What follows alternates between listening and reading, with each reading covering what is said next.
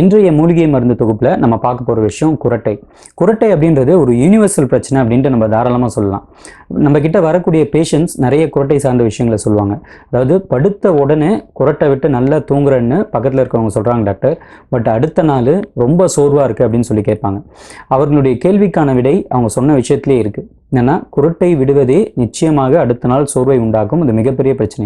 நிறைய பேர் என்ன நினச்சிட்டு இருக்காங்கன்னா, குரட்டை விட்டு தூங்குனா ஆழ்ந்த உறக்கத்தில் இருக்காங்க அப்படின்னு நினச்சிட்டு இருக்காங்க. அது மிகப்பெரிய தவறு. அது ஆங்கிலத்தில் ஒரு பதம் இருக்குது மருத்துவம் சார்ந்து, சவுண்ட் ஸ்லீப் அப்படின்னு சொல்லுவாங்க. அது ஆழ்ந்த உறக்கம் அப்படின்னு சொல்லலாம். ஆனால் குரட்டை விடுவது நிச்சயமாக சவுண்ட் ஸ்லீப் கிடையாது, அது சவுண்ட் இன்டியூசிங் ஸ்லீப் அப்படின்னு சொல்லலாம். ஸோ குரட்டை உண்டாவதற்கு பல்வேறு காரணங்கள் இருக்குது. ஆக்சுவலாக பல நோய்களுக்கான குறிகுணமாக குரட்டையை சொல்லலாம்.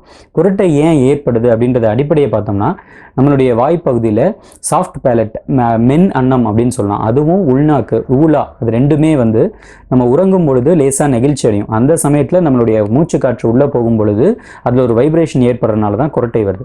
அடுத்து பேத்தலாஜிக்கலாக பார்த்தோம் அப்படின்னா, ஒரு சைனசைட்டிஸ் பிரச்சனை இருக்குது, ஆஸ்துமா பிரச்சனை இருக்குது, இல்லை வேறு ஏதாவது அலர்ஜிக் ரியாக்ஷன் இருக்குது, இல்லை டீவியேட்டட் நேசல் செப்டம்னு சொல்லுவாங்க, அதாவது மூக்கு பகுதி சற்று வளைந்திருந்தாலும் குரட்டை வரலாம், இல்லது தொண்டை பகுதியில் தாபிதம், அந்த திசுக்கள் தாபிதம் அடைந்திருந்தாலும் குரட்டை வரலாம். இதெல்லாம் நம்ம எளிதாக மருத்துவ முறை மூலமாக தீர்த்து கொள்ள முடியும்.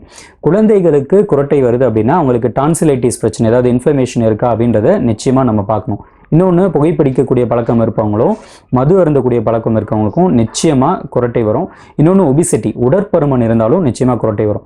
ஸோ இந்த மாதிரி சமயங்களில் உடற்பருமன் இருக்கிறவங்க எடையை குறைப்பதற்கான வழிமுறைகளை செஞ்சு கூடவே திரிபலா சூர்ணம் போன்ற சித்த மருந்துகளை எடுத்துக்கொள்ளும் பொழுது உடல் எடையும் குறையும், இந்த குரட்டைக்கான காரணத்தையும் தவிர்க்க முடியும். ஸோ குரட்டையை கட்டுப்படுத்த சித்த மருத்துவத்தில் இருக்கக்கூடிய மிக முக்கியமான மருந்து என்னென்னா சௌரி பழ தைலம் அப்படின்னு சொல்லுவாங்க. அதாவது சௌரி பழத்தை நல்லெண்ணெயில் இட்டு காய்ச்சி தயாரிக்கப்படக்கூடிய தைலத்தை தலை முழுவதற்கு நம்ம பயன்படுத்தலாம். அதாவது எண்ணெய் குளியல் மாதிரி அந்த சௌரி பழ தைலத்தை மருத்துவருடைய ஆலோசனைப்படி தொடர்ந்து பயன்படுத்திட்டு வரலாம்.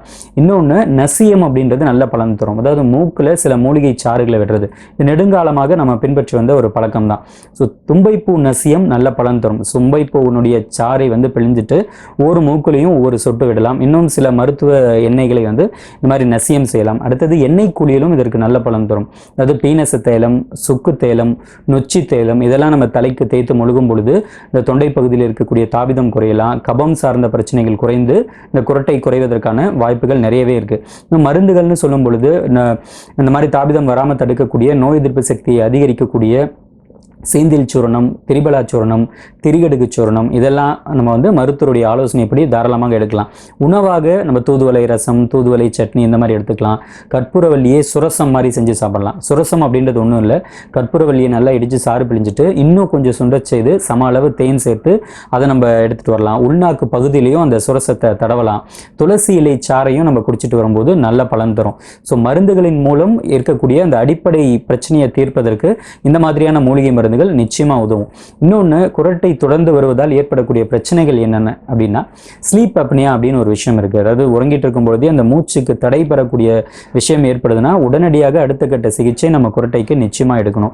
அடுத்தது, தொண்டை வறண்டு போகலாம், மூச்சு விடுவதில் சிரமம் ஏற்படலாம், தொண்டையில் புண் ஏற்படலாம்.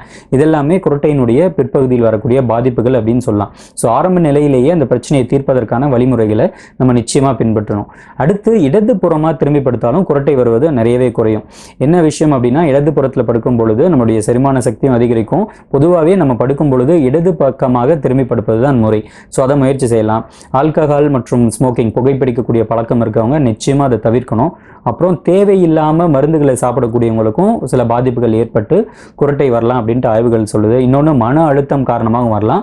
அடுத்ததாக ஒபிசிட்டி, அந்த உடற்பருமன், இந்த விஷயங்கள்லாம் குறைச்சிட்டு நல்ல நம்ம இயற்கையாக இருக்கக்கூடிய மருந்துகளையும் எடுத்துட்டு நம்ம ஆரோக்கியமாக இருந்தோம் அப்படின்னாலே குரட்டை பிரச்சனையிலேருந்து தப்பித்துக் கொள்ளலாம். ஸோ குரட்டை அப்படின்றது பக்கத்தில் இருக்கவங்களுக்கு மட்டும் அது ஒரு நாய்ஸ் பொல்யூஷன் கிடையாது, நம்ம உடலுக்குள்ளேயும் மிகப்பெரிய பொல்யூஷன் உண்டாக்கக்கூடிய ஒரு விஷயம். ஸோ குரட்டை வருது அப்படின்னா உடனடியாக அதிலிருந்து தப்பித்துக் கொள்ளக்கூடிய முறைமைகளை அறிந்து ஆரோக்கியமாக வாழ்வோம். நன்றி.